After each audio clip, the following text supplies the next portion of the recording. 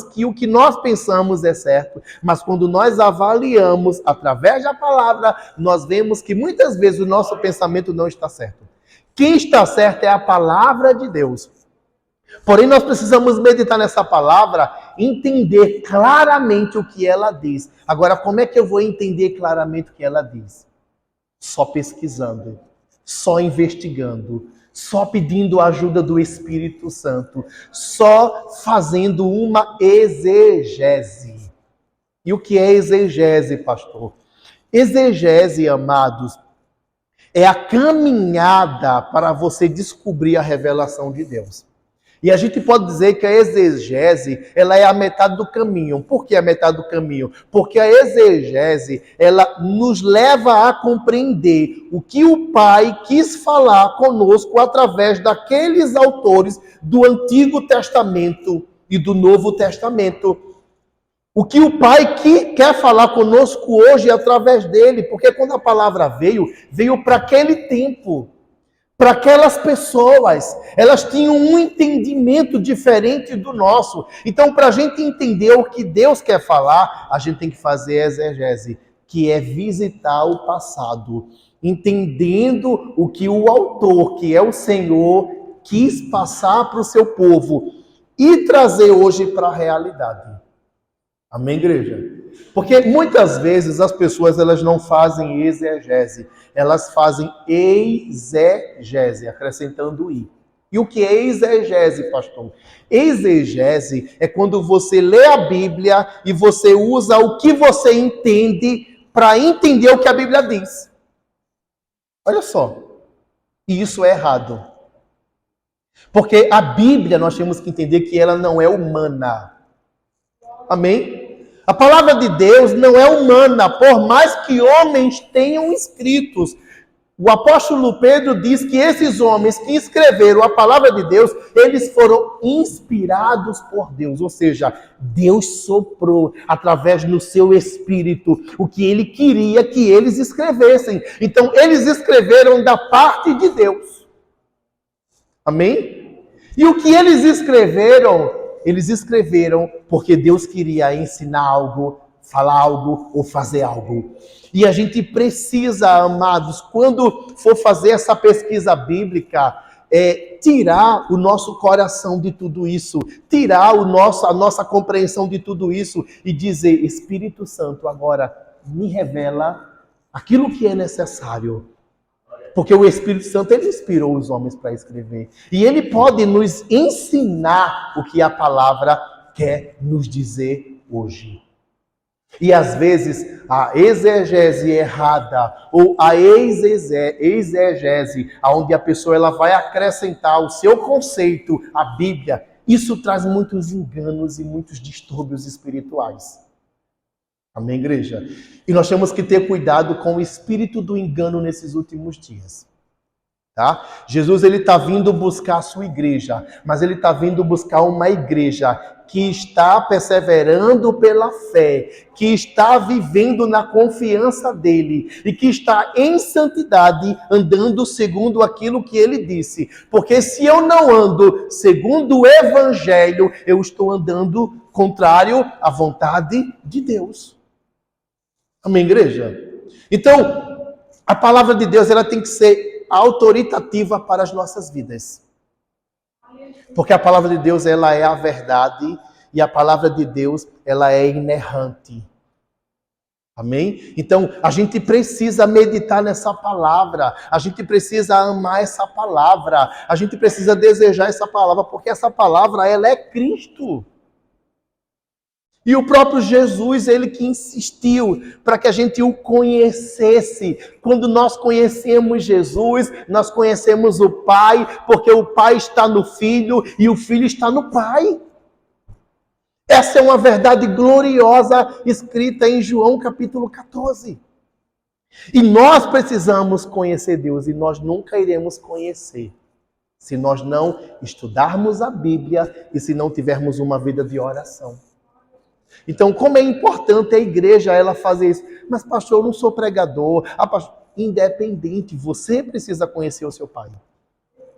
Como é que você vai parecer com Deus se você não sabe o que ele gosta ou o que ele não gosta?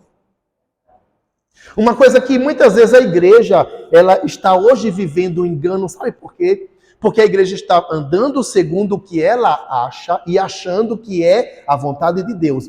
Muitas vezes ela está fazendo coisas que Deus odeia e achando que Deus está se alegrando com ela. Olha só como é o engano, não é? Mas o engano, ele vem por quê? Porque muitas vezes a luz do evangelho está encoberta. Não foi revelado o evangelho pleno, o evangelho claro. Às vezes nós não entendemos Deus na sua totalidade e a gente precisa se esforçar para isso. E Jesus, ele veio justamente para isso, para ele ser o caminho, ele ser o acesso, para a gente ter ousadia para chegar diante de Deus. Só que muitas vezes nós rejeitamos isso. Nós preferimos tantas coisas, menos ter comunhão com Deus. Às vezes a gente passa o dia assistindo tantas besteiras, mas não consegue passar meia hora lendo a Bíblia.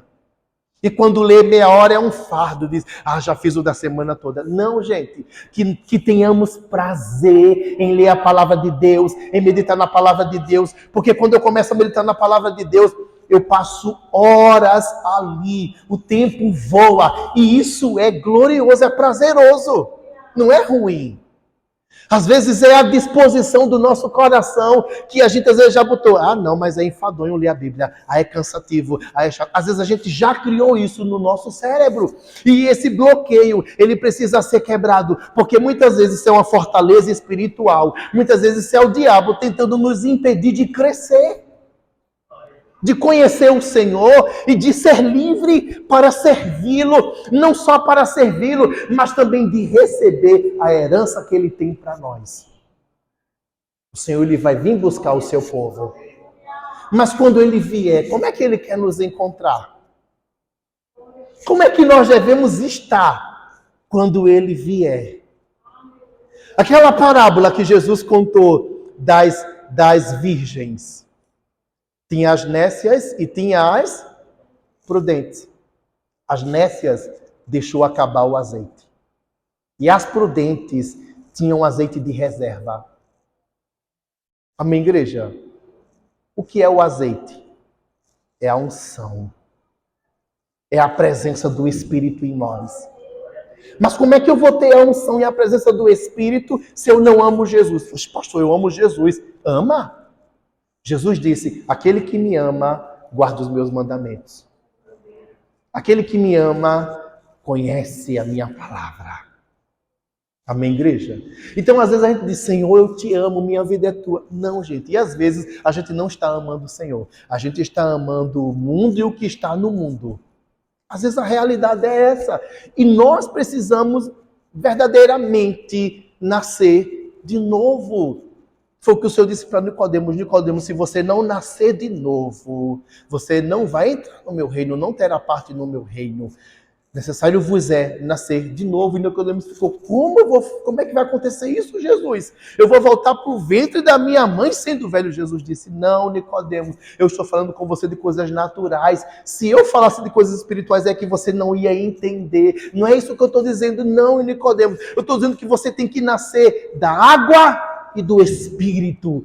O batismo nas águas e o batismo com o Espírito. Mas não é só o batismo com o Espírito, não. É ser cheio do Espírito. É andar na direção do Espírito. É andar na visão do Espírito. É não mais andar na carne, como o Fernando leu em Romanos capítulo 8. Mas ser espiritual. Ser guiado pelo Espírito. Ser dirigido pelo Espírito. Não marchou. Ser confrontado pelo Espírito. Ser ensinado pelo Espírito. Ser ajudado pelo Espírito. Jesus, ele entendeu tanto que nós precisamos do Espírito Santo, que antes dele partir, ele disse, eu vou, mas eu não vou deixar vocês sozinhos, não. Eu vou rogar ao Pai, e o Pai vai enviar o meu Espírito, e ele estará com vocês todos os dias até a consumação dos séculos. E algo glorioso que Jesus disse é: o mundo não conhece o Espírito de Deus e o mundo não pode receber. Por quê? Porque o mundo não quer Cristo, o mundo não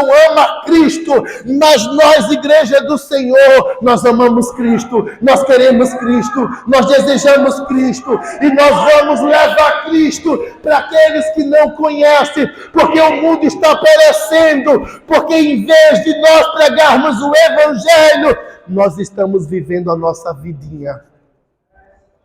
E isso precisa mudar. A gente precisa amar o Senhor sobre todas as coisas e levar esse Evangelho, que é o poder para a salvação de todo aquele que crê. Mas como é que eu vou levar um Evangelho que eu não conheço, que eu não entendo, que eu não medito, que eu não investigo, que eu não estudo? Se esse Evangelho não está dentro de mim, como é que eu vou dar para alguém? Eu preciso ser cheio do conhecimento de Deus, para que quando eu falar para as pessoas, eu fale com propriedade. As pessoas têm que ver que eu amo o Senhor, que eu sou apaixonado por Ele, que Ele é tudo para mim. Porque quando eu for falar, as pessoas também irão desejar o que eu tenho. Você precisa ter para dar. Por isso que Jesus investiu 3 anos e meio com os apóstolos, para que eles recebessem todo o conhecimento, toda a revelação. E além deles receberem o conhecimento e a revelação, eles depois receberam o quê? O Espírito Santo de Deus. Para que eles pudessem ser testemunhas de Jesus em todo lugar. Porque o Espírito Santo, ele quer nos dar poder. Mas esse poder, o Espírito Santo, ele quer nos dar, mas não é só para o nosso benefício, não. Mas é para que a gente consiga, através do poder do Espírito que vem de Deus, que vem de Jesus, esse poder convença o homem do pecado, da justiça, do juízo. O homem veja que Deus, ele é poderoso. O homem, ele veja que Deus revela, que Deus fala, que Deus cura, que Deus liberta, que Deus transforma, que Deus, ele levanta o caído. O mundo precisa ver isso. E o Espírito Santo, ele precisa nos dar os dons espirituais, para que através desses dons a gente consiga anunciar Cristo. O mundo fica impactado com essa glória de Deus. E o mundo vem a dizer: eita, no Evangelho tem isso, no Evangelho tem cura, eita, no Evangelho tem sinais, tem maravilhas, eu nem sabia. O mundo está precisando de Deus. Mas muitas vezes eles não sabem, porque eles estão vivendo um engano. Só que nós não fomos chamados para viver o engano. Nós fomos chamados para viver a verdade e na verdade. Amém, igreja? E essa verdade é Cristo. E essa verdade precisa ser investigada.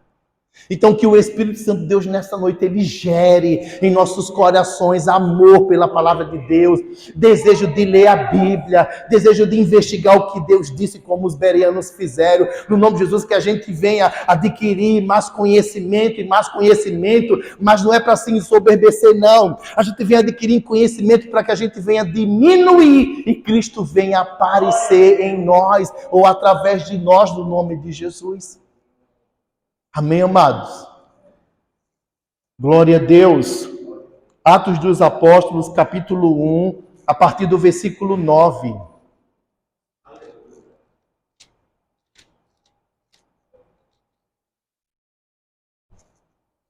Amém, igreja?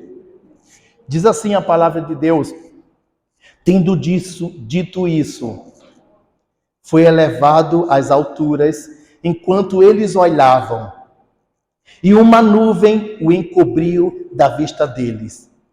E eles ficaram com os olhos fixos no céu, enquanto ele subia. De repente, surgiram diante deles 2 homens, vestidos de branco, que eles disseram: Galileus, por que vocês estão olhando para o céu? Este mesmo Jesus, que dentre vocês foi elevado aos céus, voltará da mesma forma como o viram subir. Amém, igreja? Então, os apóstolos, depois de ter ouvido Jesus, depois de Jesus ter instruído eles e dizer que eles precisavam receber o Espírito Santo, porque quando eles recebessem, eles iriam receber poder para ser testemunha de Jesus.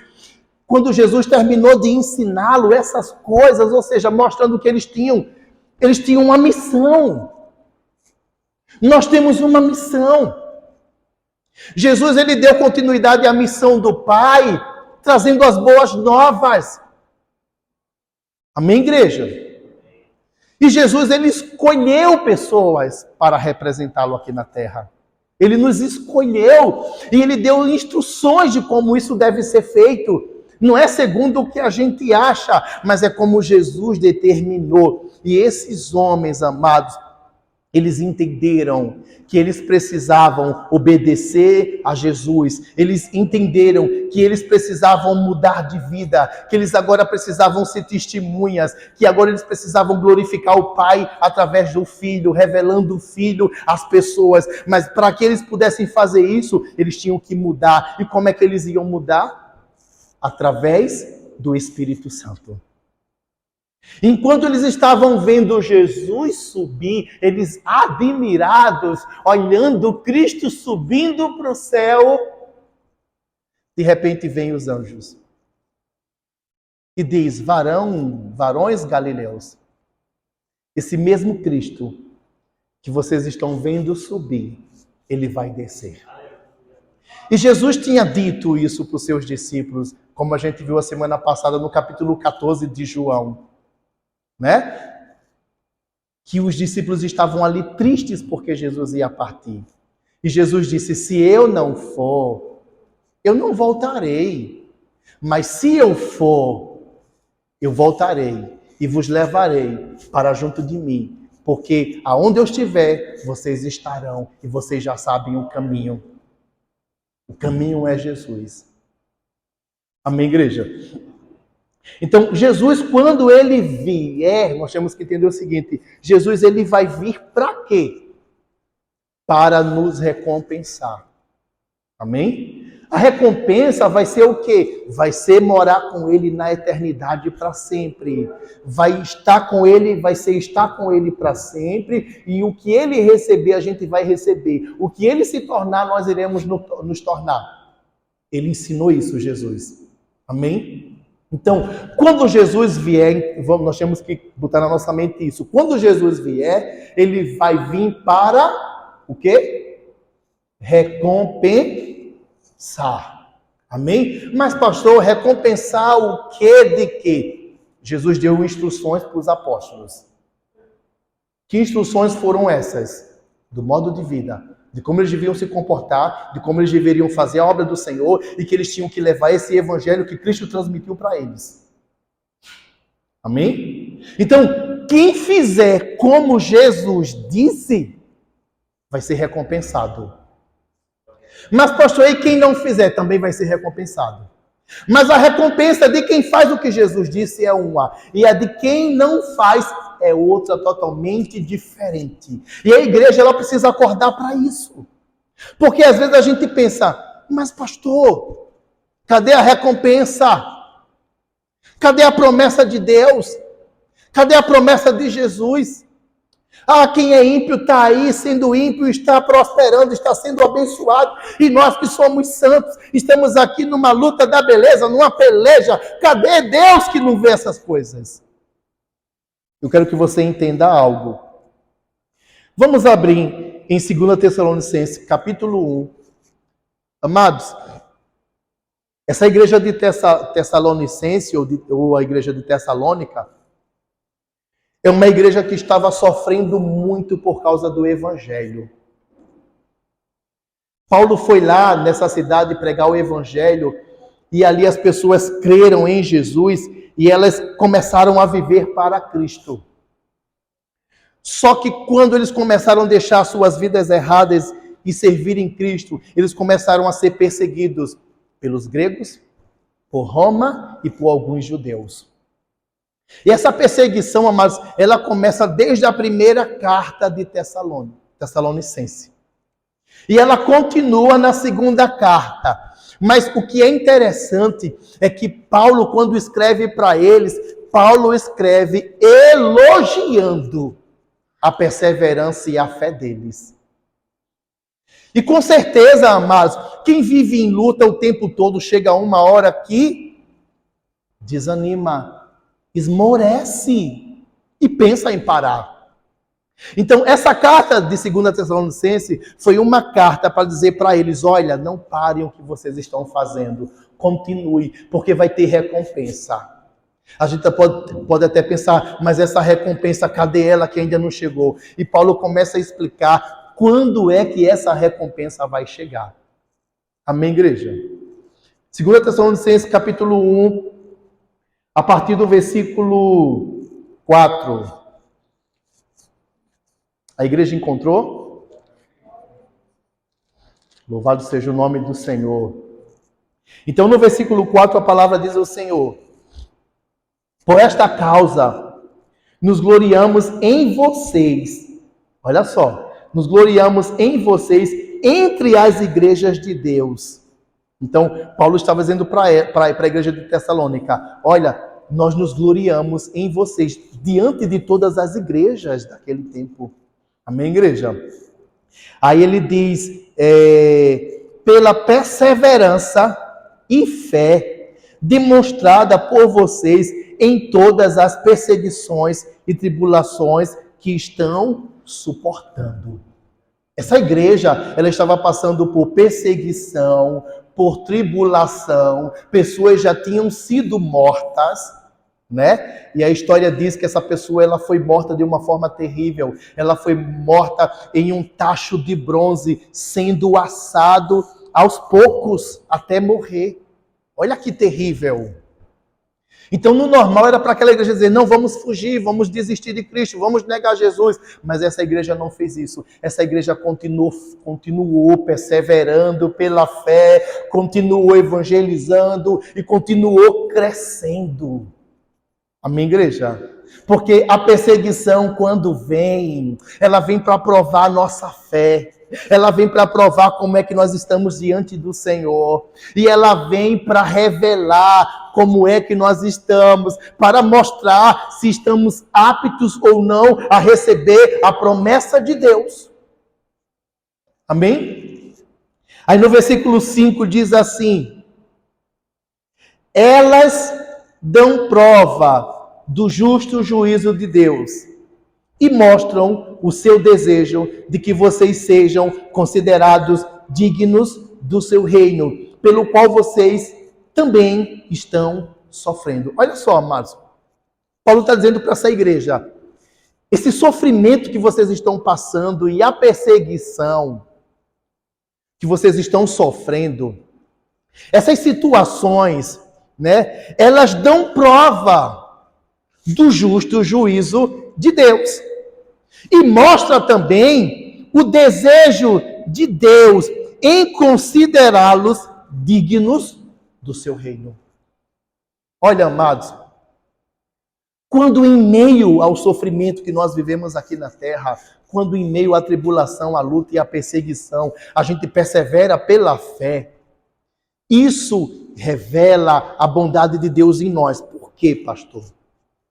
Porque isso mostra que nós fomos chamados pelo Senhor para uma herança imperecível. E nós, como igreja, entendemos que Cristo, como nós, ele sofreu. Amém, igreja? Cristo, ele sofreu para nos garantir a salvação e a vida eterna. E algo que Cristo disse é que os discípulos não são maiores que os mestres. Amém, igreja? E Jesus disse, se eu fui perseguido, se eu sofri, vocês também serão. Está me entendendo, igreja? Então, ser discípulo de Jesus ou andar com Cristo é padecer o que ele padeceu. Aí eu pergunto, Cristo desistiu por causa da luta? Mas ele fez o quê?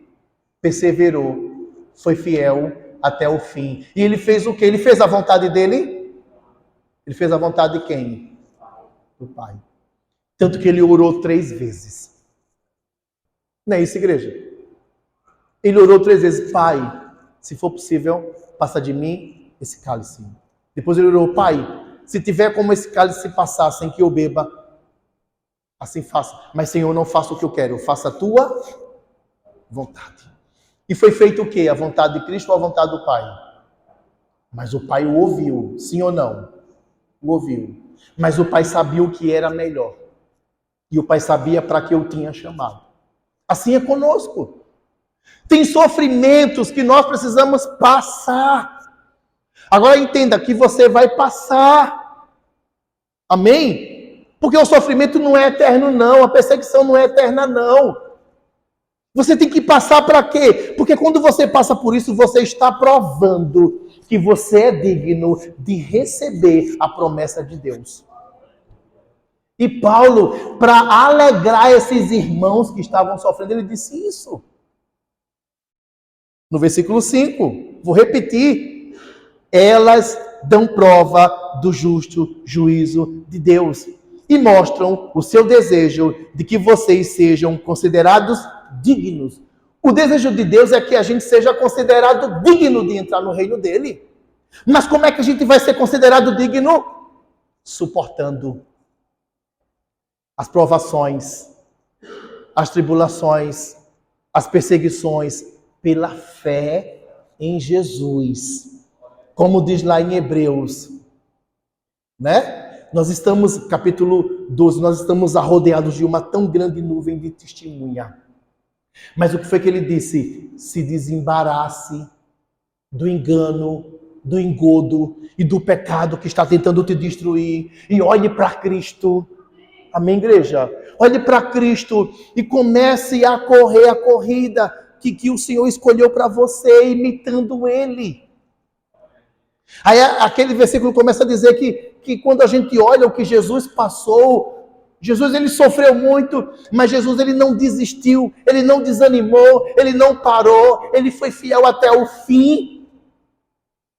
E também nesse texto diz que na luta contra o pecado, nós não suportamos até o ponto de derramar o próprio sangue. Olha só, gente, vai ter situações que a gente vai ter que dar a nossa vida. Mas a gente precisa dar na esperança de que Jesus vai vir para nos recompensar. Porque o que nós estamos passando só está revelando que nós somos dignos. Agora, se eu digo, Jesus, não, essa luta eu vou desistir, vou parar. Estamos alegrando o Senhor? Paulo ensinou que aquele que retrocede, aquele que volta atrás, aquele que desiste da sua missão, do seu chamado, ele não é digno do Senhor.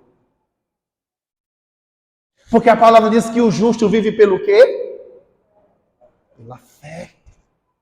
A gente foi chamado para viver pela fé.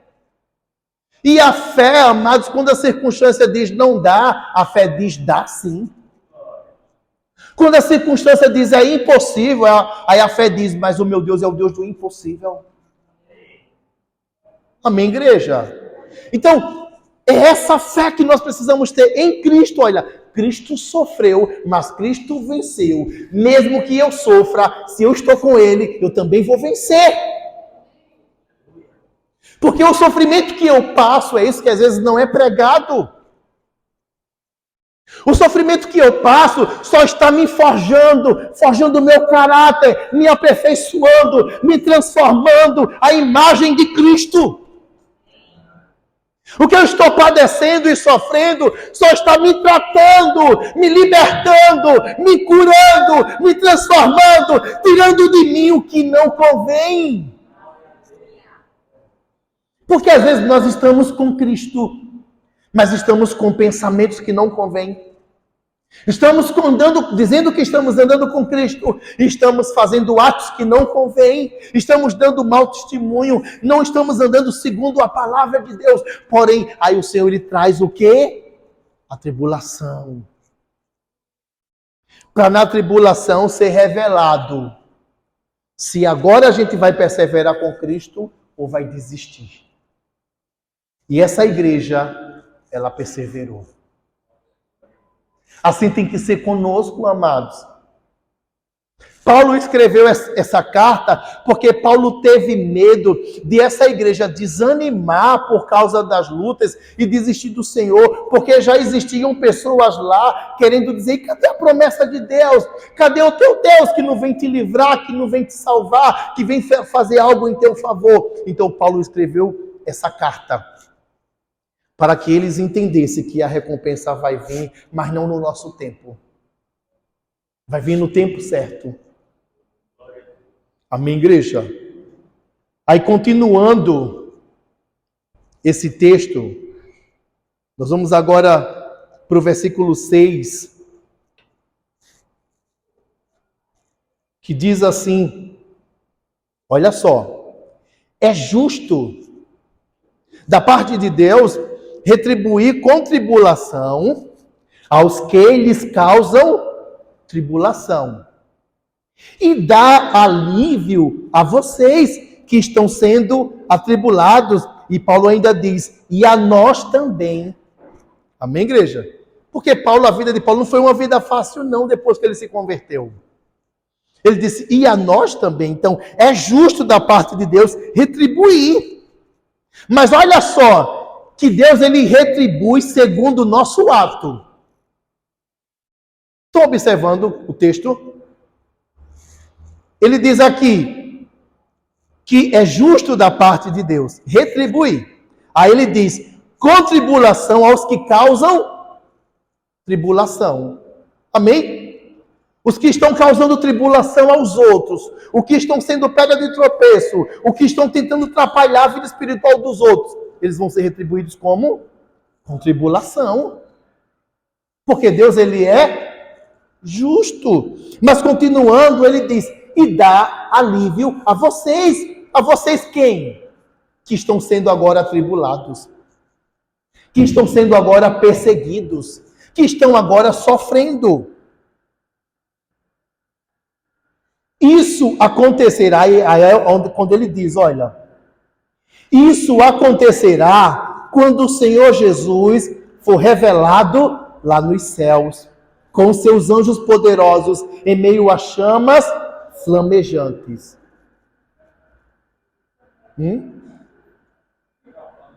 Não, eu acho que isso é na rua.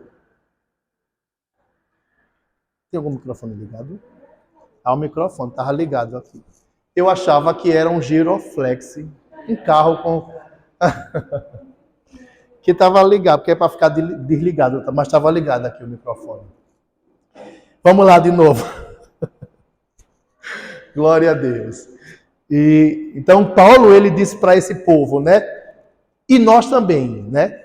Aí ele diz: isso acontecerá quando? Quando o Senhor Jesus for revelado lá dos céus, com os seus anjos poderosos, em meio a chamas flamejantes. Aí o 8 diz: ele punirá os que não conhecem a Deus e os que não obedecem ao evangelho de nosso Senhor Jesus. Vou dar uma pausa aqui, olha só. Paulo diz: olha, vocês estão passando por essas situações todas, mas entenda o seguinte: Jesus ele está vindo, e quando Jesus vier, ele vai retribuir a cada um, ele vai agir com a justiça de Deus. Amém, igreja? Mas pastor, e se eu morrer? Se morrer, a recompensa, ela não vai ser perdida não. Porque se você morrer com Cristo, sabe o que vai acontecer? Ele vai te chamar, ele vai te ressuscitar. E ele vai dizer: olha, tu fosse fiel, vem, tu agora vai ficar comigo, eu agora vou te recompensar. E ele vai recompensar o sofrimento. Então assim, mas se morrer com Cristo não tema não.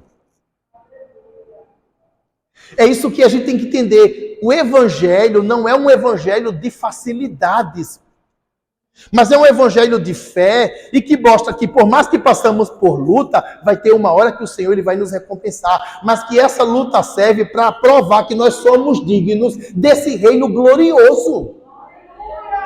E essa luta ela está nos tratando, nos aperfeiçoando, porque se eu persevero, eu só persevero porque eu creio em Cristo. Se eu não persevero, é porque eu não estava com Cristo. É porque eu estava andando segundo o meu entendimento, segundo o que eu achava. Eu não tinha fé genuína, eu não tinha fé verdadeira. Porque, olha, amados, quando nós andamos com Cristo, Ele também anda conosco. Foi isso que Ele disse para os discípulos, antes de partir, no capítulo 28 de Mateus. Estarei convosco até quando? Até chegar à eternidade. Mas para que Ele esteja conosco, a gente também precisa andar com Ele. Você está vendo aqui o que está dizendo. Aí no 8 diz, Ele vai punir quem? Ele vai punir os que não conhecem a Deus. Quem é que não conhece a Deus? Quem não conhece Jesus. Amém? Só conhece a Deus quem conhece Jesus. Por quê? Foi o que eu falei no início. O Pai está no Filho e o Filho está no Pai. Então, Ele vai punir quem não conhece. Mas, pastor, as pessoas não tiveram oportunidade de conhecer e Deus vai punir.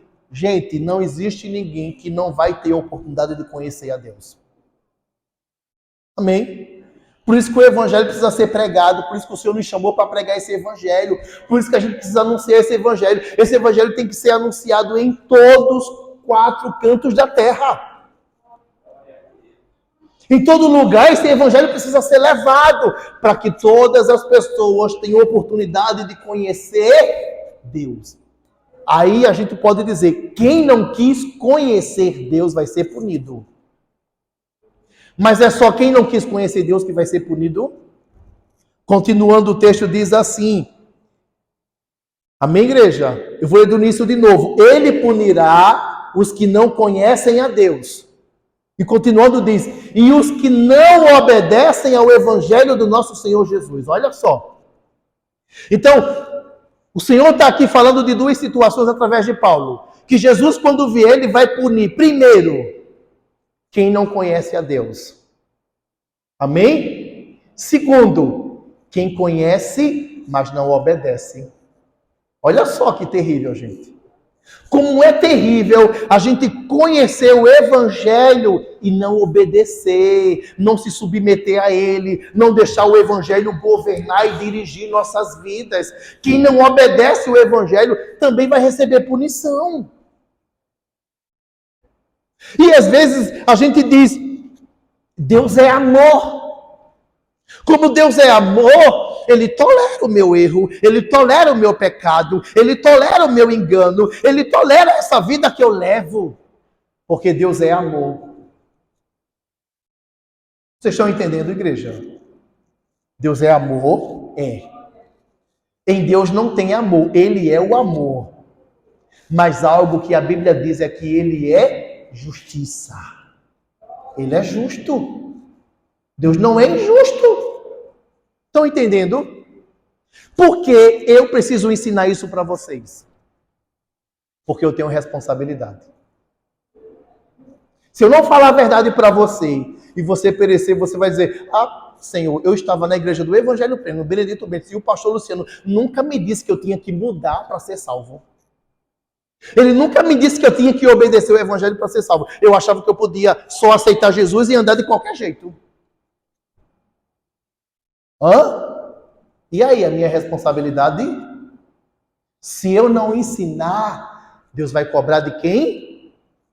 De mim. Porque Ele me levantou como pastor para cuidar de vocês. E esse cuidado diz o seguinte, eu estou preparando vocês para se encontrar com Ele. Porque o pastor o verdadeiro de vocês é Cristo.